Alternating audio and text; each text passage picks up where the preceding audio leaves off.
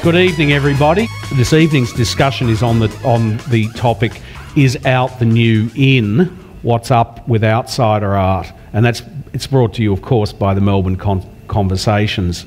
My name's Chris McAuliffe and I'm your moderator, more an introducer, I think, because this panel is absolutely stellar. I was saying that our three speakers, Lynn Cook, Colin Rhodes and James Brett, should not be permitted to travel on the same plane together in case we lose a significant slab of the thinking and knowledge about outsider art today.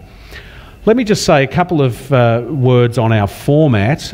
We have, as I've said, three speakers, and each will take their turn at the podium and deliver a short presentation accompanied by PowerPoint images stating their position, backgrounding their projects, and I think laying the groundwork for a very substantial discussion about the current status, conceptual, institutional, market-wise, of outsider art. And there'll be ample time for your questions at the end of those presentations when we return our speakers to the podium and open it up to your questions and observations. I should just quickly add that the proceedings tonight are going to be filmed, so those of you who have told someone that you were at home working or working late at the office might want to keep a bag handy, but equally, if you are asking a question, you will be filmed unless you advise otherwise.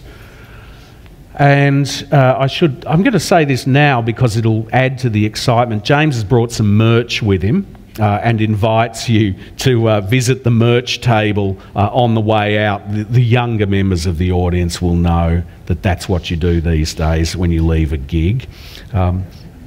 Anyway, I'll introduce each of the speakers as they come to the podium. I just want to say a few brief words about our theme.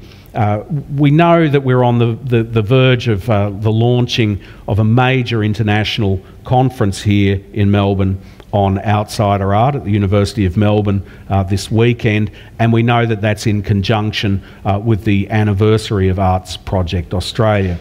So there's a lot happening, and we all are familiar, I think, with some of the broad discourse around outsider art. Art's often been associated with difference, with distinctive visions, with pioneers, with prophets, with bohemians, with rules that are broken and worlds that are invented.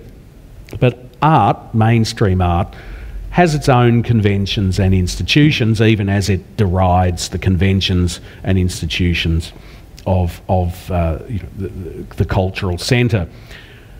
And the art world has its own formal hierarchical structures, its own fairly well-patrolled frontiers.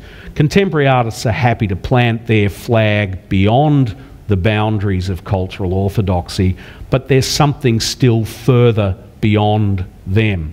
There are ways of making art that are beyond formal cultural frameworks and beyond the paradoxically comforting challenges of the avant-garde tradition. So now that contemporary art can be anything, can encompass everything, it's perhaps more difficult to distinguish what the outside is, to separate it from the inside. Can boundaries still be marked? Is it even worth still marking said boundaries? Has the outsider been invited into the centre, or has the centre simply expanded so rapidly that it now encompasses the outsider?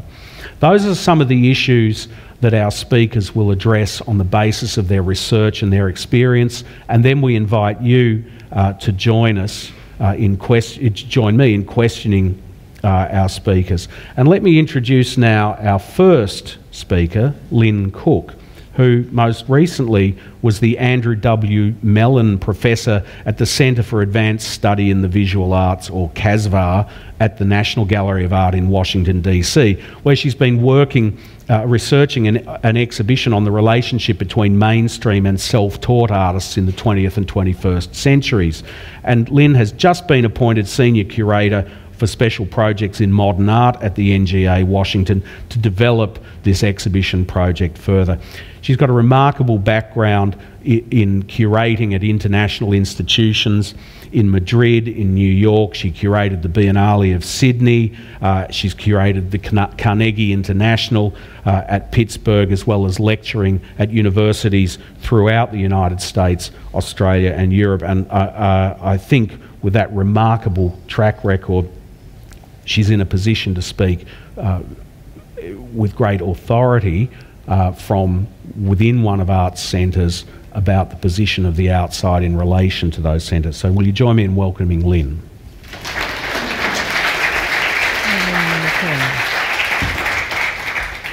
Thank you, Chris. I'd like to begin by thanking my hosts, people who invited me here, and say what a pleasure it is to have a chance both to speak at this panel tonight, but also to take place in the conference, at the conference which begins tomorrow. Anybody lecturing on this subject usually begins with some kind of disclaimer about term warfare, and I'm not going to get into that. For the moment, let's accept the term outsider as one of many cognates for the self-taught. And I'll turn straight to the subject. My title is, Do We Have a Subject? And by that I mean it in two ways. Do we have a person, an identifiable entity, a subject, an author, who we could agree upon as the representative outsider artist? What do we mean by that? And the second implication of the term is, do we have something that we're actually talking about? Do we have a subject in the sense of a topic? And I will leave those two as open questions till the conclusion of this talk. So I'm going to talk from within an American context, and it's very important to say that because the histories of addressing the self-taught or the marginalized vernacular artist or the folk artist are different in Western Europe and North America, and different here too. If we're talking about outsider artists, as probably most of you know, the term is the English equivalent coined in 1972 by Roger Cardinal, British academic, for the term art brut, which Jean Dubuffet had coined for the work he was collecting in the 40s by visionaries, mystics, psychotics, and others, but primarily those three. In the US, this term came to prominence in the late 70s and really congealed in the early 1980s, where several exhibitions brought together a great wealth of work that really is still one of the high points in this terrain in North America. And I want to quickly just sketch some of the artists whose work makes up that canon. Probably still the most famous and celebrated is Bill Traylor, a man who began working in his 80s. He was an ex-slave. He moved from the plantation to Montgomery, Alabama, and spent approximately 3 years drawing on pieces of found card on the side of the street. And it was through remarkable circumstances that a young white artist, Charles Shannon, saw him, helped give Traylor materials and collected it. And after some 40 years in obscurity, these drawings then began to circulate and be seen in exhibitions.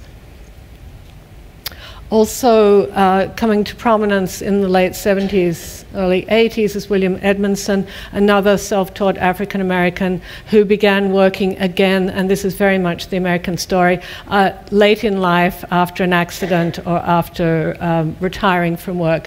And Edmondson first began carving tombstones, and his work was seen through circumstantial reasons by Alfred Barr at the Museum of Modern Art. He was the first African-American to be shown in the museum, the first to have a self-taught person to have a solo show in 1937. Again, the work disappeared effectively and was brought back into public view in the early 80s. At the same time, another form of self-taught work came to the fore, and this was work which had an environmental context. People who usually in remote areas of the country did something on the property they owned, and Jesse Howard was one of a number who again were discovered, and these are all discovery narratives. In other words, these individuals do not somehow find their way to the circuits of art. There's always an intermediary, usually a white gallerist or white artist. Jesse Howard was someone with a very strong mission, and most of his work takes the form of signs of the kind you see here. This is taken from this elaborate property. Also discovered around this time in Chicago was Joseph Joachim, who again is African American, part Native American, who late in life began making many drawings of places he claimed to have visited, though this claim is up into question, and these are all landscapes of these sites.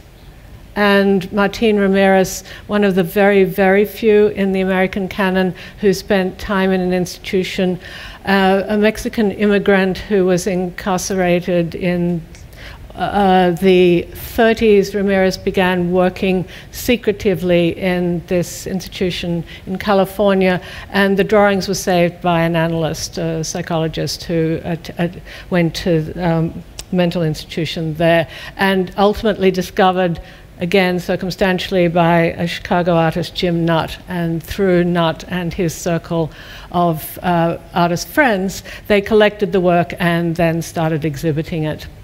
Also within this same moment is Elijah Pierce, another African American from the South, who did not see himself as an artist, but as someone who was an itinerant preacher, and these works, relief carvings, were made as tools in an evangelical mission. And this, again, is not an unusual circumstance.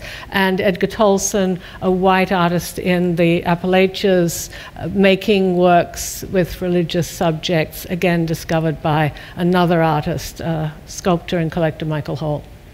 And Sister Gertrude Morgan, an African-American woman who had a vision and a mission to bring the Word of God and convert in her audiences, and used these forms as part of her evangelical mission. And lastly, John Paratis, who immigrated to the US and brought with him memories of the kinds of Byzantine-derived icons from his native European country, and made these works in anticipation of installing them in his local church, a project that was not realized.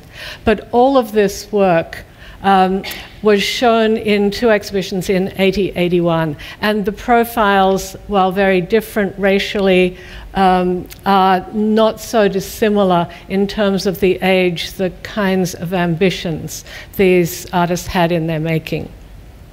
So there was the African-American artists were first shown in an exhibition called Black Art Folk in America, 1930 to 1980, and this exhibition was received as a revelation. It was basically the first time that it was widely understood in the US that there was great art that had been made in the South. The South had been seen as somewhat of a cultural desert to that point, and that the art was being made, or had been made, by self-taught African Americans in small rural communities. At the same time, other work like Joachim's and Martin Ramirez's was brought into the fold under the umbrella of outsider, and that had a kind of profile in the case of the visionary and the artist from a mental asylum that's closer to the original meaning of outsider. Since the 80s, there's been a great deal of debate over what the different strands are, what kind of terminology can be used, but the term outsider has been the one that's prevailed. It's the one we're using tonight. But as it's come to dominate the field, I'd say it's become evacuated of any kind of clear set of meanings. And to conclude, I will just talk about three individuals whose work was discovered, again, in that someone found the work, brought it into the circuits of contemporary art galleries, museums, and so forth, and to show you something of a very different profile.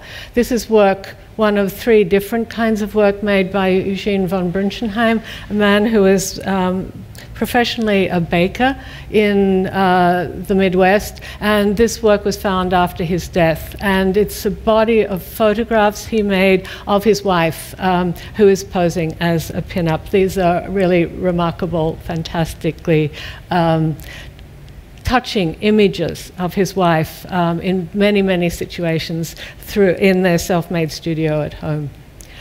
Secondly, Morton Bartlett, who was a Harvard dropout, whose career was as a photographer and designer of commercial brochures, who had a hobby, which was making these dolls. The doll is in the photograph here, about 3 feet high, with an extraordinary precision and delicacy, then making the clothes and then photographing them.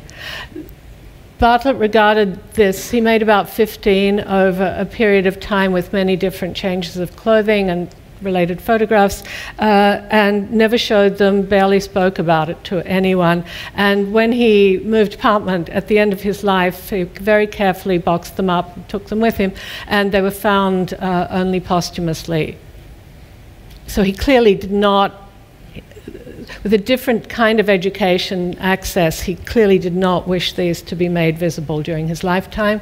And thirdly, Judith Scott, who is a woman who later in life attended a Center for Creative Growth in Oakland, in the San Francisco Bay Area, where she began working in a facility with many artists. She'd been born with Down syndrome and born deaf, and made a remarkable body of abstract sculpture, most of which uses yarn.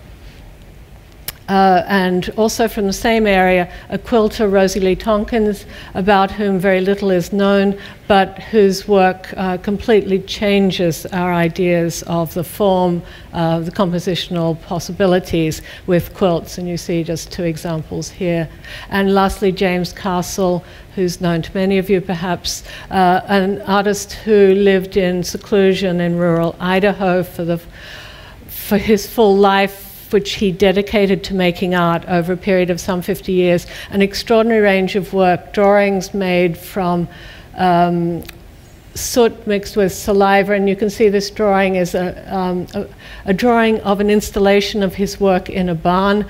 Some of the other works he made were constructions of the kind you see here, which are stitched together from found cardboard, and from one of the many books, a close copy after Vermeer's famous painting of the art of the artist in the studio. And if you think back to Castle, von Brunschenheim, and Bartlett, I would say you have totally different profiles, different media, artists working with photography, artists working in a full knowledge of Western art, albeit coming through reproduction and media in the case of Castle, and artists with a very lively knowledge of popular culture, Hollywood, the star system in the case of von Brunschenheim. And on the face of it, these 3 have nothing to do with the kind of profiles of the artists whose work was seen in the 80s. I would suggest if you look across this spectrum, nothing significant is really holding this together, and this is as various as the kind of art we see in the contemporary art world, and it would behoove us to incorporate these artists on an even playing field in the contemporary art world, get them out of the ghetto. And so if there is an answer that I would propose to my question, do we have a subject, I would say the subject of outsider art may be coming to an end, and we have a great deal of vital and lively contemporary art. Thank you.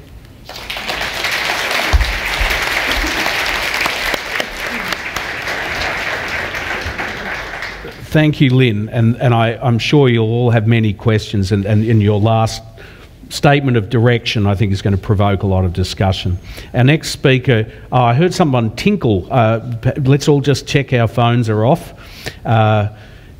James Brett is our next speaker. James is the founder of the Museum of Everything which is an unambitious organisation, which opened in London in 2009. And among his goals are the democratisation of the viewing process and the recognition of non-traditional arts.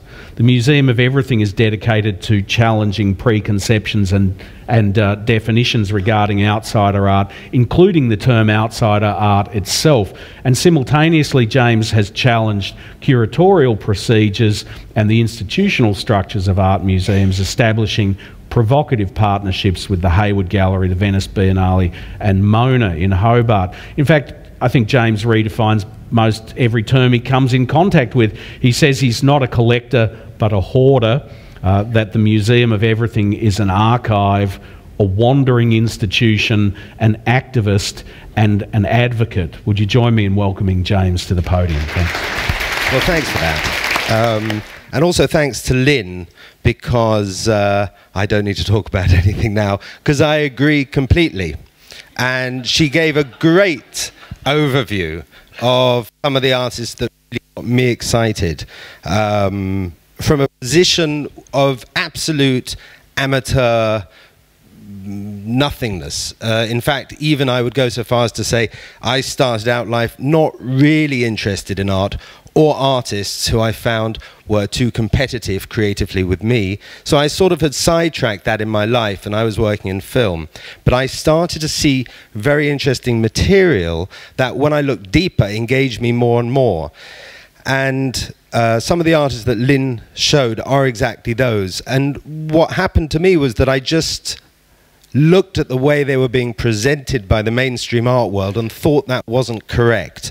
And from that position of sort of naive arrogance, created an institution, the Museum of Everything, that then, to my chagrin, became successful and managed to communicate the nature of these artists in a way that the formal museums and formal shows that I'd been associated with hadn't succeeded.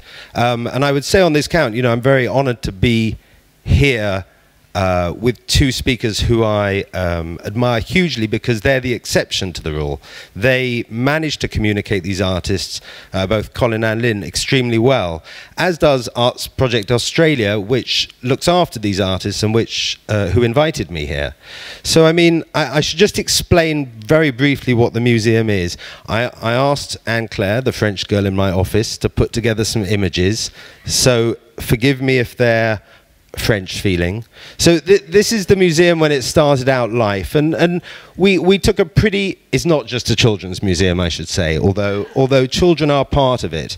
Even the name has a long story and is very appealing and stupid, and that's part of it, because I didn't like the term outsider art, but we can get back to that. And we do these very immersive installations. This one, for example, is in a department store. And in order to counter the noise and color of this shop, which is called Selfridges, we created a sort of dingy apartment, reminding me of my student days. But really to try and show the art in a residential setting as opposed to anything else. And we do big installations. This was a project with the artist Peter Blake, who is very interested in all kinds of folkloric material. This was a project we did in Russia. We traveled across the country looking for artists, because I didn't believe there were only one or two who had been flagged to me. This happens to be 1 year of the 15-year life's work of the man who goes to the park in Nizhny Novgorod and paints the weather every day. He didn't come to the opening because he thought he'd miss a day. And this is what we do when we run out of ideas. We create a giant academy hang. Not my favorite, but often communicates the ideas very well. And this one particularly is in Paris. This is also a shot from our Paris show. Those were the lines outside Paris. I told you a French girl put together the images.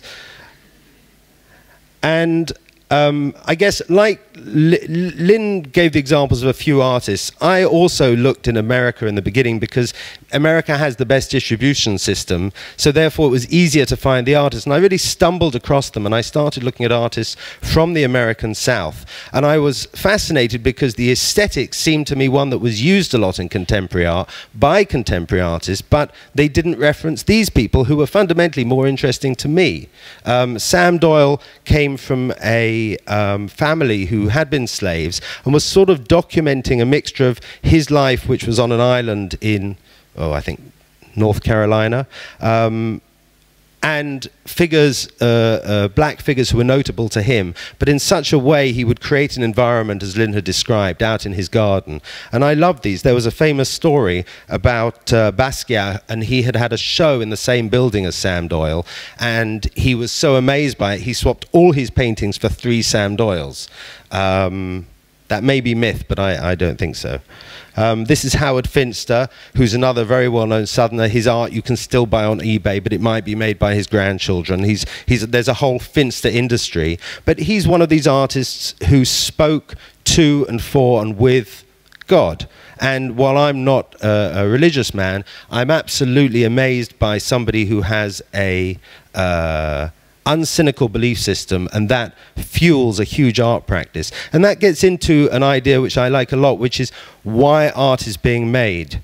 Personal reasons, a personal belief system seems to me one of the things that identifies a lot of artists, whether or not it's religious material or not. They're driven to communicate something that seems absolutely true and correct to them, which frankly is the same as with any good contemporary artist.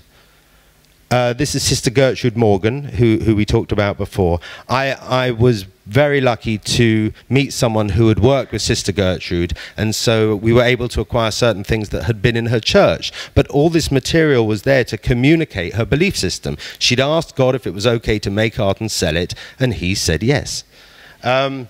Just so you know, I don't want to get caught on biography, but for those of you who aren't that fluent with this area, biography can be a killer because most of the stories are just too interesting. And one of the big problems, not only with the name Outsider Art, is the fact that everybody loves to tell the stories.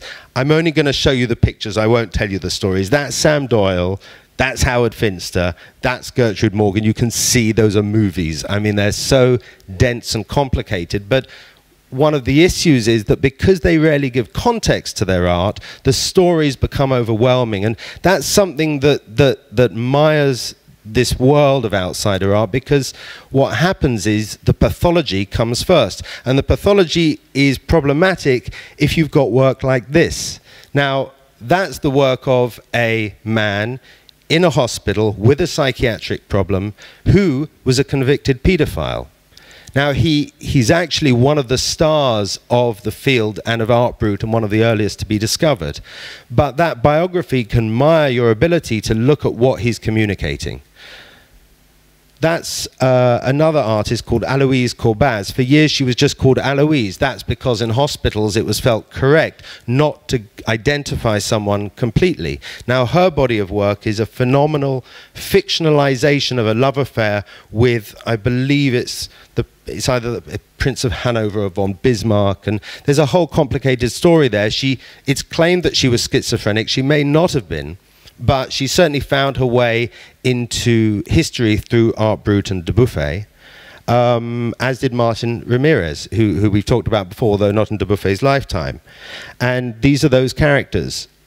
One of the reasons I started the Museum of Everything was not to pathologize these artists, to say, okay, it may come from a sort of more medical, psychiatric point of view over in Europe, but actually a studio can be anywhere. It could be a formal studio, it could be your bedroom, it can be a garden, your home, a hospital, a prison. It doesn't matter. This is just a space to do work, to communicate an idea. So our installations are kind of intended to communicate that relationship to us and not to create a barrier or something else, which is another reason why the term outsider is problematic. This gentleman changed my view on everything. Now this is a man called Henry Darger.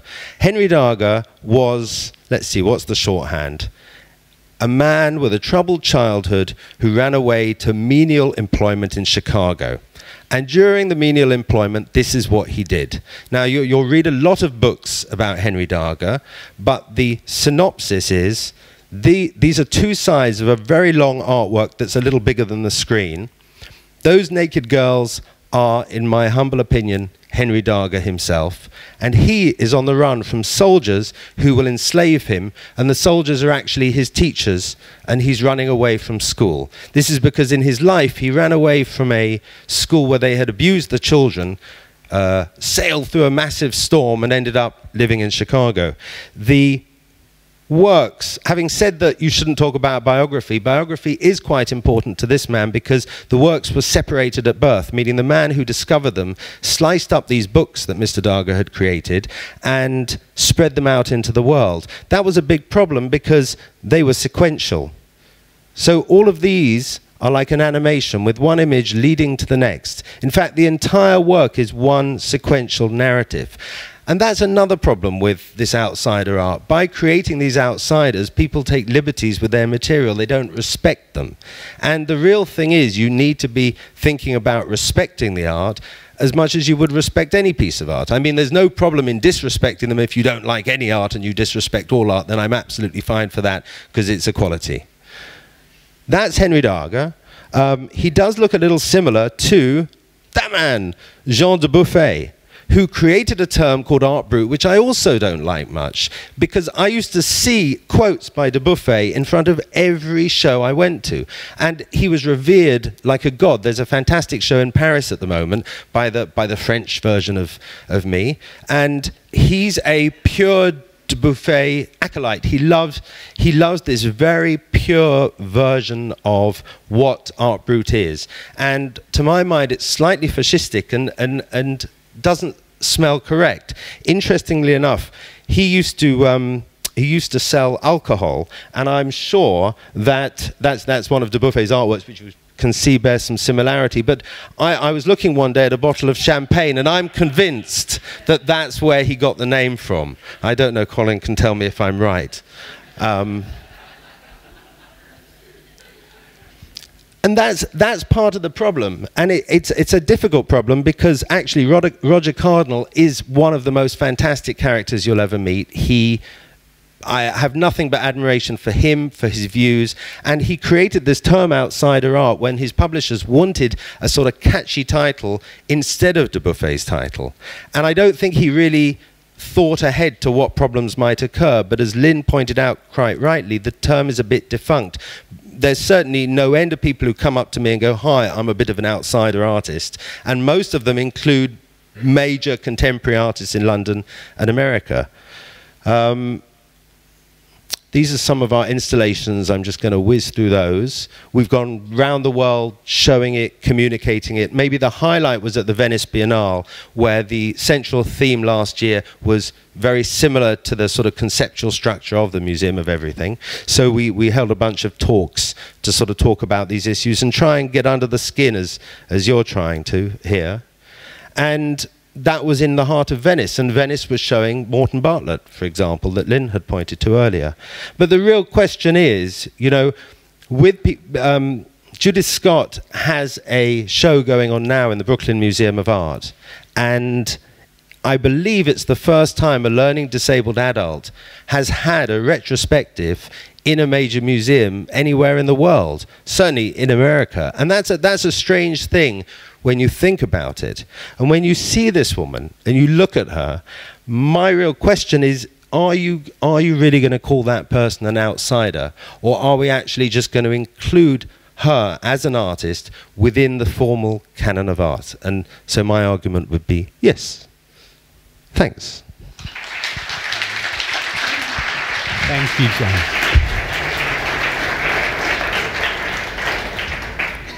Thank you, James. And I'll quickly introduce now our third speaker, Colin Rhodes, who is a professor and dean in the Sydney College of Art at the University of Sydney. So he speaks to us as the dean of an art school and as an artist himself. He's also published extensively on self-taught and outsider art. His major text, Outsider Art, Spontaneous Alternatives, was published in 2000 and has been translated into several languages. And he's a regular contributor to key outsider art journals such as Raw Vision. And he's recently contributed an article on outsider art to the new edition of the Encyclopedia of Aesthetics. So if there's anybody who's in a position to establish the formal terms of a debate on the artistic status of outsider art, it's Colin. Would you join me in welcoming him? Thanks. Thanks. Well, thank you for that, Chris. It's going to be hard to follow that introduction, and of course, almost impossible to follow Lynn and James. But I guess I have to try.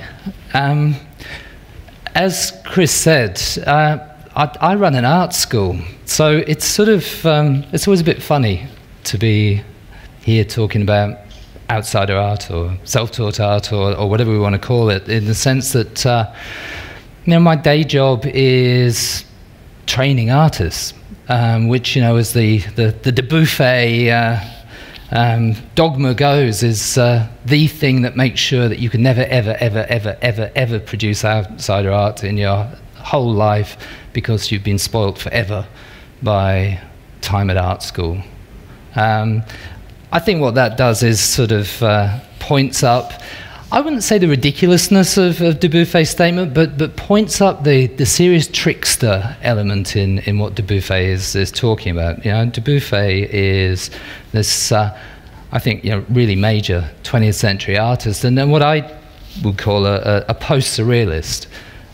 He's coming out of surrealism as a set of ideas, and he's coming out of surrealism as a movement that is one of grand gestures, of great polemics, and throwing things out there to challenge and undermine our received ideas.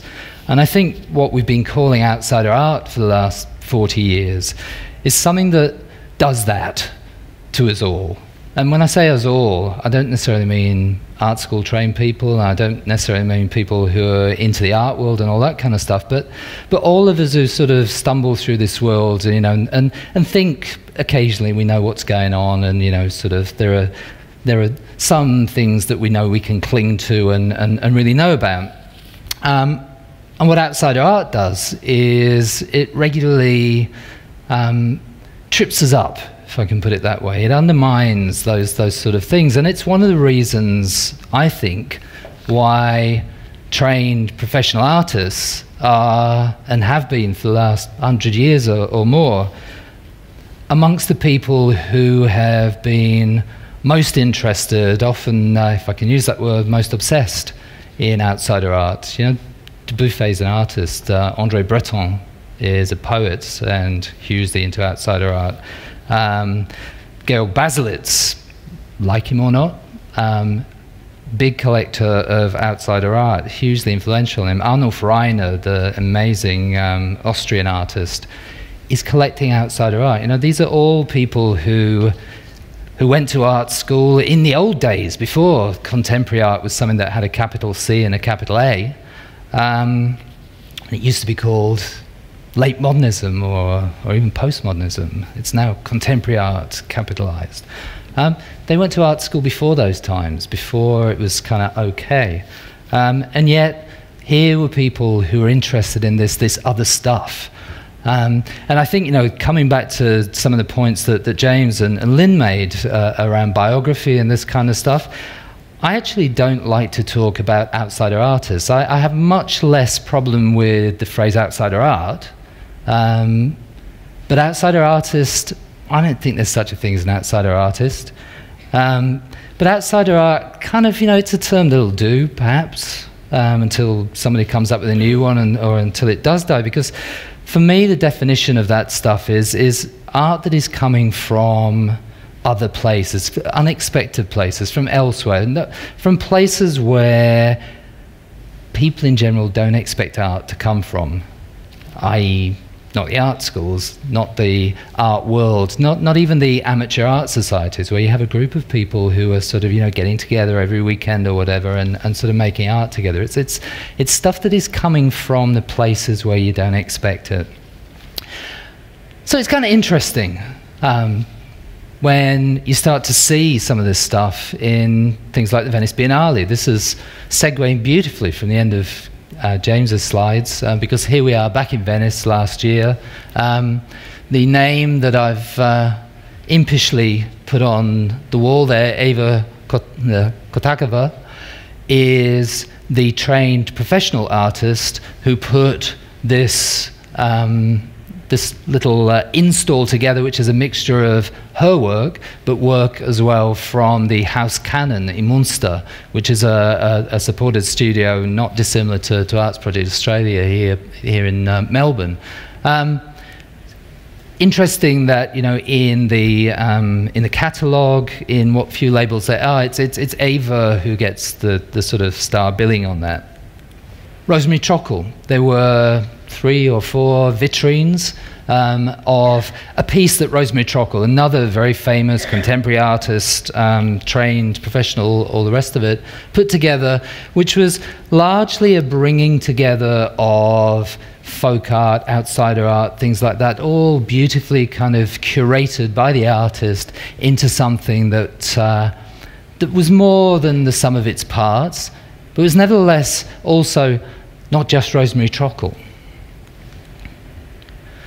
I'm kind of interested in this whole mixing it up bit. It's something that a lot of curators are doing. It's something that happens a lot in contemporary art.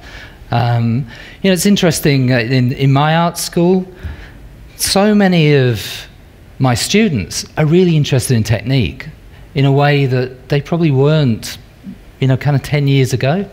There's almost a sort of anti-technique conceptual thing that was sort of flying through the art world, and so many of my students nowadays, they want to know how to draw, you know, which sort of confuses the hell out of some of my older colleagues. Why do you want to know how to draw?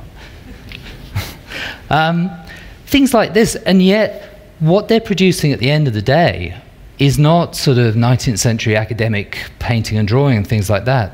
It's stuff that is sort of often weirdly idiosyncratic. It's stuff that has a sort of understanding and knowledge technique at the base of it, but is not precious about technique. And I think, you know, amongst some of the more prominent artists of today, people like Fiona Hall, and this is a collage of 3 photographs of Fiona's installation that was at the Adelaide Biennial this year. People like Fiona are mixing stuff up. You know, they're taking things from all sorts of places. It's the kind of sets of techniques and interests, and not worrying about where things are coming from, and yet being really, really kind of concerned about whether stuff works or not, whether the systems that you want to set up are set up, whether the art is saying what it wants to say come through. And you end up with something that is not a kind of visual thing that you can just take it in one go. You have to sort of engage with a work like this. You have to kind of live with it. You have to be surprised by bits of it. It sort of does a lot of the things that a lot of the stuff that we call outsider art, or have called outsider art, do. Just to kind of throw up another couple of little things before I stop, and you guys all get a chance to talk too. Some sort of received ideas about outsider art in the gallery, not in the gallery. This is not an outsider artist. This is Matt Mullican, another good art school trained artist. Playing about with media, using what he sees in terms of images, and a sort of a language that's kind of almost autistic in the way it looks, but using language in a way that is sort of overwhelming for the viewer, and presenting that stuff in a way that is very, very contemporary, very characteristic of contemporary art. You know, there's no sort of lovely frames here, you know, it's on bits of canvas that are just hung. It's stuff that is, you know, it's almost of the street, it's almost out of the garage. It's not, you know, kind of what you think of in those lovely 19th century kind of atelier photographs that you see of, you know, Edmund Landseer or the Heidelberg School, you know, once they get back with their paintings to sort of finish them off nicely in the studio with the Aspidistra and all this kind of stuff. And yet, ironically, this is 3 or 4 works by Martin Ramirez, who both James and Lynn have shown as well. This is from an exhibition that was at the Philadelphia Museum of Art last year. Look how beautifully framed these drawings are. Absolutely gorgeous. It's exquisite. And yet, when these paintings were made, the drawings were made, the Ramirez would have been lucky if they were even hung like this. James showed a drawing of Ramirez with Tamo Pasta, one of his doctors, kind of holding it up.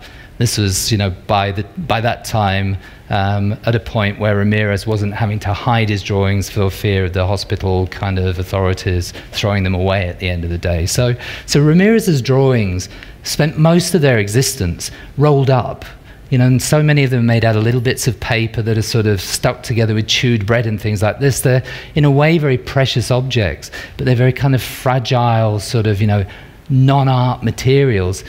And here we are, transformed into the Temple of High Art, the Philadelphia Museum, which of course ironically also has very, very much of Marcel Duchamp's extant work. A couple more things. Another artist, Japanese artist, Shinro Otaki, who was represented in Venice by, I think, about 60 handmade books that he's made over several years. Amazing kind of things, you know. And I think most artists at some point in their life who've been to art school have made journals and stuff like that, and you make these books and all the rest of it, and you put them in drawers, and they're often things that are sort of aide-memoirs and things like that. Shinro Otaki is suddenly able to present these things as art. Now, I think 10 years ago, Shinro Otaki has another kind of practice, which is much more kind of installation-based and all the rest of it, and has had a retrospective at the Osaka Museum and all the rest of it. But these particular works, I think it's only possible nowadays for these to be shown because, in some ways, this type of work is validated by the outsider art experience.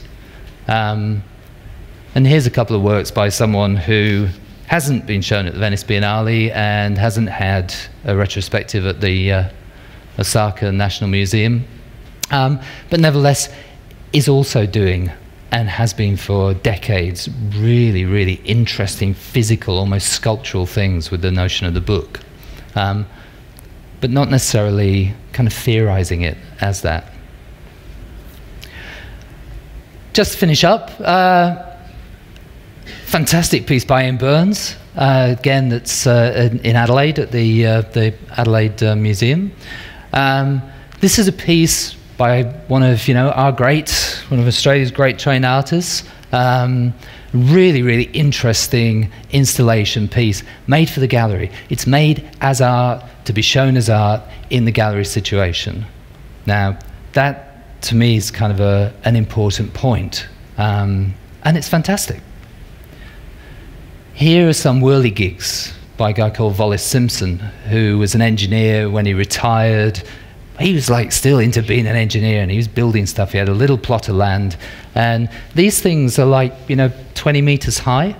These are not little kind of, you know, things that you put on the beach down in St Kilda. These are, you know, it's big stuff, made of metal, you know, blokey, engineering stuff, but beautiful, beautiful art. Now, of course, Simpson wants people to see this stuff, or wanted, I mean, sadly he passed away last year, wanted people to see this stuff, but it's about a different kind of experience. You know, it's not the art gallery experience, it's not even the sculpture park experience. It's an experience for him that is just about kind of people perhaps kind of coming across this stuff and liking it. He's not in conversation with other artists. He's not doing any of the art world things that people do. But it's really cool for us who live in the art world. Similarly, a guy called Pierre Avizard, again, as James was mentioning, people from social groups who were perhaps not part of the sort of dominant group were often, especially in the 20th century, sometimes protected in inverted commas by only parts of their name or a pseudonym being divulged, or even worse, as in the case of Pierre Avezard, of a sort of diminutive being used, because Pierre was not the sort of person who finished high school or was able to finish high school. He was learning disabled and severely deaf. And so for a long, long time, he was just known as Petit Pierre, Little Peter, which, you know, that's the problem. That is the problem of the 20th century, which I think we're past, or hopefully we're past now, in the West at least. So Pierre Avezard, I mean, this amazing merry-go-round, you know, that's what this is. This is not a sculpture in the way that Ian Burns's piece is thought of as sculpture. But funnily enough, for us at least, and who knows whether we're reading it in the way that Pierre Avezard intended, but for us, it does a lot of the same kinds of things that Ian Burns's sculpture does. And I think that raises another couple of questions. One of the questions is, how important is the intentionality of the artist when we're trying to understand a piece of work? It's a whole other kind of thing when you talk about literature. I think art history is a little bit sort of behind the eight ball when it comes to the way it thinks about what art can do and what art can say. So is the intentionality of the artist the most important thing, or is what the art says and what the art says to all of us, and how the art says whatever it says in different contexts, actually the really important thing? And I'm going to finish with these two slides. One of my favourite artists, a guy called Anthony Mannix, who comes from a small town in New South Wales called Sydney, which I know reasonably well. Mannix's work is all pouring out of an experience that he has day on day, and has had for the last kind of 45 years, day on day, of an insight and experience of another place, a place that is different to the everyday experience that most people inhabit. Very, very often, it's a torturous place that he knows and that he sees and that he reports back from. It's a cruel place that he's reporting back from, but one that he experiences every day. And I think, again, this is one of the weird things that art does, because in going to that place, in bringing his reports back from that place, I think he does a wonderful thing for those of us who have never been to that place and hopefully will never go to that place, because I think it is often a dark place. But it brings this rich message. It brings a message in the way that Ramirez did, in the way that Joseph Yoakum did, in the way that so many of these other artists that Lynn and James as well have shown today, who are operating out of a situation which is not the kind of the usual place. It's not the usual art world situation. And that's absolutely not to bag the usual art world. I think that is also the most wonderful place. Otherwise, I wouldn't work in an art school. But there is this other stuff. And that's something that, you know, is, as you can probably tell, really under my skin. And I think, you know, it's, for me, that's speaking from somewhere else, the work speaking from somewhere else, that is an absolutely crucial aspect of why I found myself interested in these things for so long.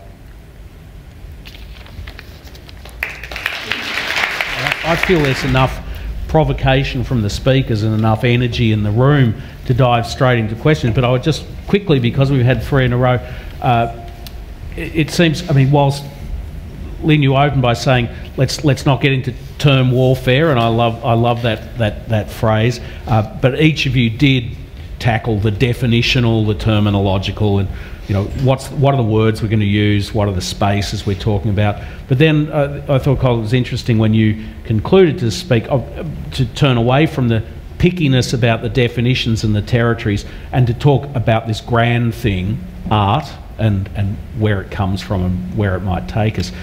in the middle, I found it very interesting that some of the trajectories you were talking about, there's a usual art world, which I like very much. It makes it sound a little bit boring, but still necessary. The interesting prospect of artists from the usual world trading their work for art from the unusual art world. Notions of, I thought your very interesting phrase that contemporary art now is validated by the outsider experiences, or the finster industry. You know, these notions of the traffic and the exchange and the bolstering of reputations and the ignoring of names. You know, so there is a kind of, it seemed to me, an intense optimism. Lynn, you were almost saying, just throw the doors open, let it all be art. But at the same time, there's that lingering sense that the usual art world is still, you know, holding the reins. So that's the sense I got from the many other provocations in your talks. But I'd like very much to hear questions and comments from the audience. I don't know quite what to say, because I don't understand quite what you're getting at. I'm an outsider art at the DAC Centre, and I don't know why you can't leave outsider art as it is. The two of you that mentioned Judith Scott did not mention that inside all that is wrapped up things that no one knows about, and all of that is coming from in here. It's nothing to do with modern art and what, you know, and I can't understand why, if you don't give it a name, you take away what it's always been, in a way. Well, I don't think you're correct, but I think your instinct is correct, because the reason I like the work is the same reason you like it, which is that, and Colin likes it, and I hesitate to say Lynn, I think the same, which is... I wrote for the Judith Scott book. Well, not specific, but all the area, there's an emotional level to it that's very engaging for us, otherwise we wouldn't be here. So it's spoken to us in a way that it doesn't always speak to everybody. And Lynn and Colin come from an academic background, I don't. So I'm even more in favour of what you're saying, except that I do think you're wrong.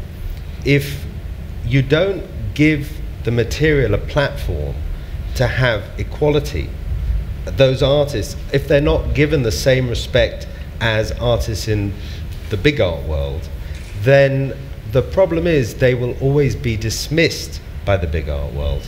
And what that means is that these terms like outsider art or even folk art become ways for curators to push it aside and say, well, it's not relevant to you and me. And what happens then is that the big museums will do a show, and once every 5-10 years they'll do a little outsider art show as a sort of to tick the box, a bit like you know, an educational practice or catering to the disabled community. They don't really believe it.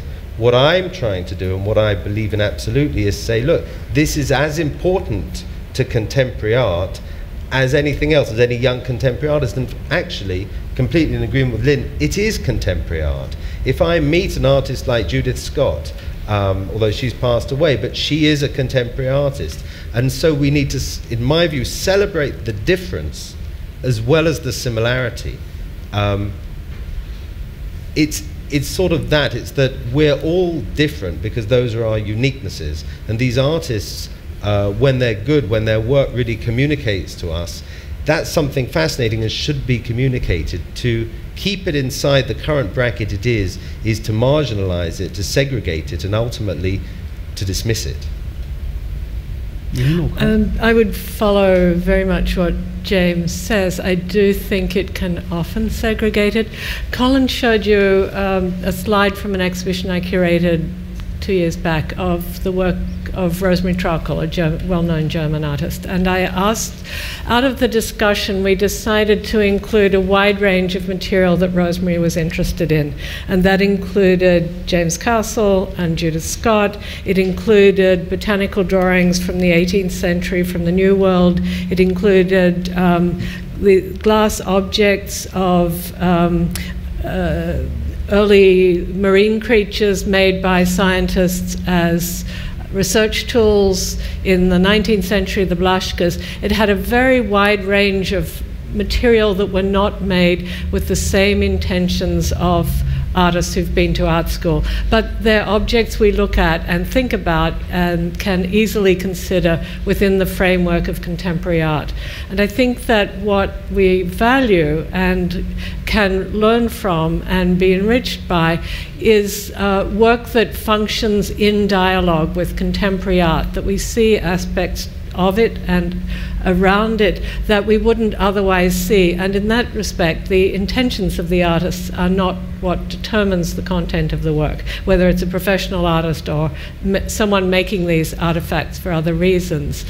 And I'd just conclude by saying, you talk about an inner-driven impulse. The most contemporary artists that I've met are as drawn to making through some long-term passion, instinct, desire, obsession that's very, very strong. And going to art school doesn't replace that.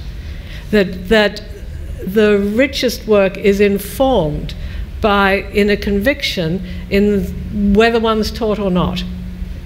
Being trained is not about removing inner conviction, and conversely, artists who are self-taught, whether it's James Castle or many others, are not only about inner conviction, they are in dialogue with the world, and richly so, and that's partly how we get access to them. Colin? Yeah, I think it's going to be interesting to see what happens when the moment of contemporary art passes. You know, it's very, I mean, what you just said, Lynn, absolutely true, and you too, James. I think, you know, it's really interesting that the way our trained professional artists, very many of them are thinking and working these days, chimes with, in some ways, the way that artists over the last 100 years or so that have often been called, you know, artist brute, outsider artists, also in some ways approach making. But I think it is very different. You know, the trained artist, part of that experience is, or the professional artist, let's put it that way, part of that experience is about becoming an artist in the way that the culture expects an artist to be, and I think that's a good thing. That's, you know, again, I'm not in any way dissing that. You know, you're making artists for an art world, and that's not, you know, a kind of a directive thing. That making of an artist, that producing of an artist, is something that comes through the discourse of peers talking to each other, of older peers talking to younger peers, of talking to dealers, of talking to gallerists, of trying to get shows and this kind of stuff. You know, there's a whole world out there. Now, the artists whose work that we're talking about tonight that often seems to chime with what's produced out of the professional art world these days doesn't come out of that kind of sets of activities. You know, in that sense, there is still a difference. You know, and it's great. I think, you know, it's great for us to be applauding the similarities. It's great to be applauding the you know, the family characteristics, if you like. You know, that this is all art, but there is a difference. There's a difference to where this art comes from. There's a difference very, very, very often to the impulses that are behind that. Now, Phyllis Kind, who's a name that doesn't come up often enough, who's a very, very great figure from the beginnings of American interest in outsider art. Phyllis always talks about art being the alibi for outsider art. That although art is produced, that's not the reason that it gets produced. Art is the byproduct. There's always some kind of alibi, says Phyllis, and I don't necessarily go all the way with her, but you know, Finster's not setting out to make art. Finster is setting out to tell us about the revelations of the message that he's getting from God. You know, this kind of thing, I think, is what keeps it interesting for me as a sort of an interplay between a professional art world, which obviously I have an investment in and that I admire greatly, but also a whole set of art worlds, you know, most often art worlds which constitute of one person. You know, it's not groups, it's not even little groups of people talking. It's one person. These myriad, this constellation, this you know, sky full of amazing practices that are a little art world in themselves, which just at this moment in time seem to be speaking into the contemporary world. And that's really exciting. But in just the same way as Cubism came and went, and Fauvism came and went, and Modernism came and went, and Postmodernism came and went, there's going to come a moment where the contemporary art moment is also gone. And where is outsider art when that happens?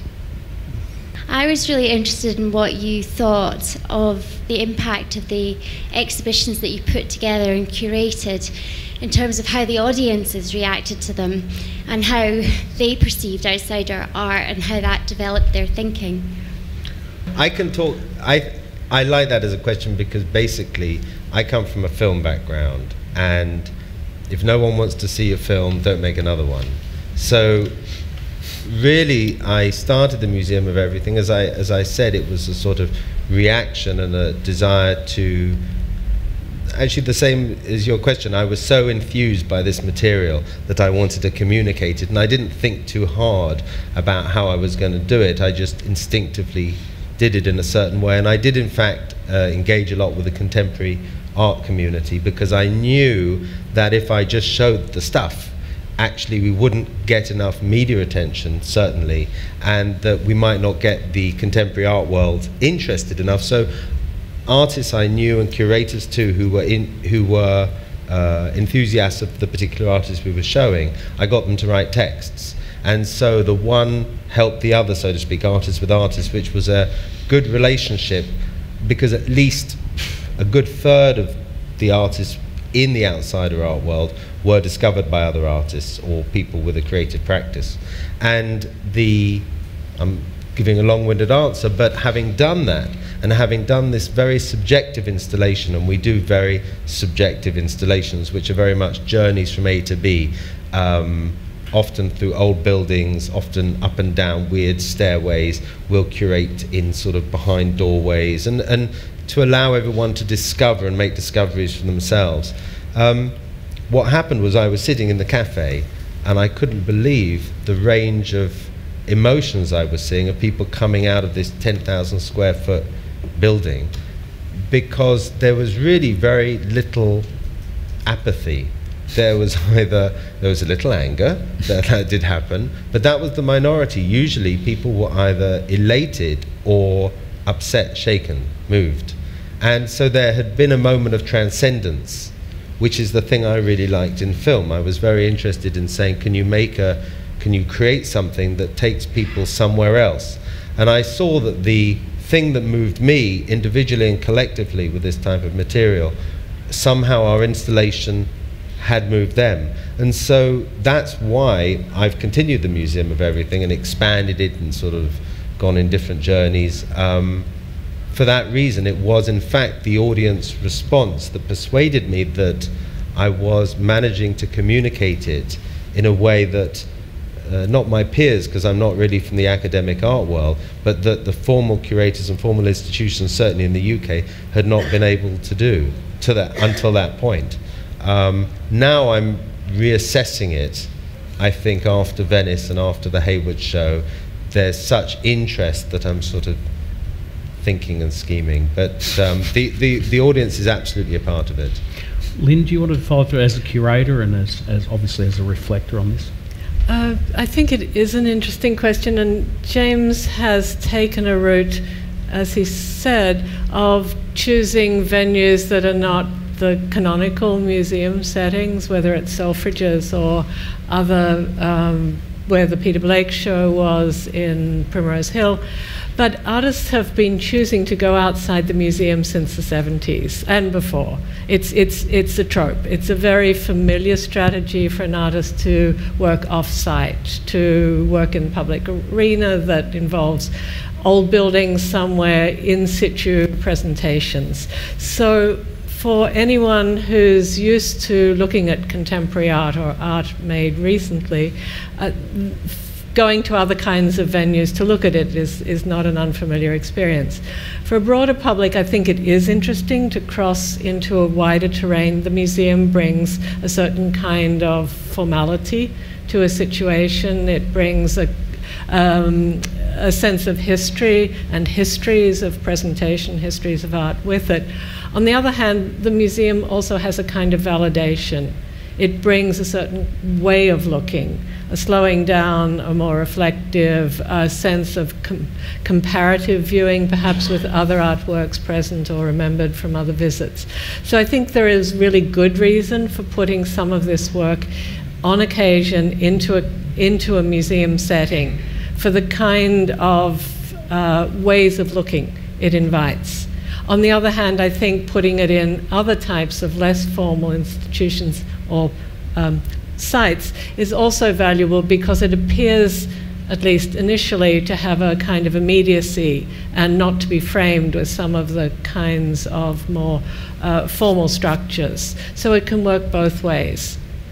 Can I just follow through quickly, just to tease that out? Do you think the audience is seeing the exhibitions you've worked on as a particular kind of art they've never encountered before? That it's that definitional thing. Are they seeing it as a new kind of art they've never seen before, or are they mistaking it, if I may, for they thinking, oh, this is just more of that wacky contemporary art stuff that could go anywhere? I mean, I'm being facetious, but are the audience having the same definitional problems as you on the panel, or are they just engaging with the art as they encounter it? Well, mostly I'm trying not to keep those distinctions. Mm-hmm. I'm trying to set up situations where people are responding to works of art as works of art and leaving behind some of the segregating terminology.